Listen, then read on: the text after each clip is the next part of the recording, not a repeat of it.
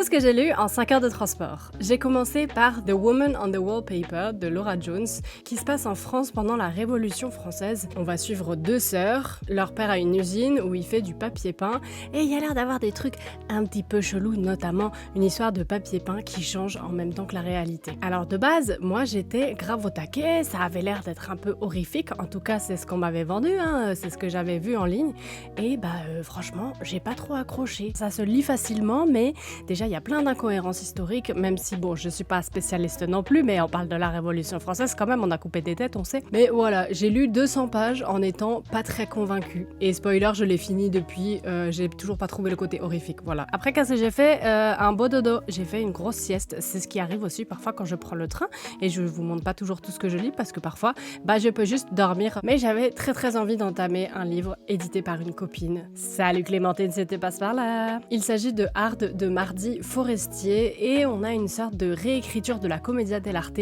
version polyamoureuse avec différents personnages queer. C'est trop bien. Quand j'en ai parlé avec Clémentine, je lui ai dit j'ai envie de lire un livre que vraiment j'ai jamais lu avant, alors que parfois on retrouve un peu des schémas similaires, etc.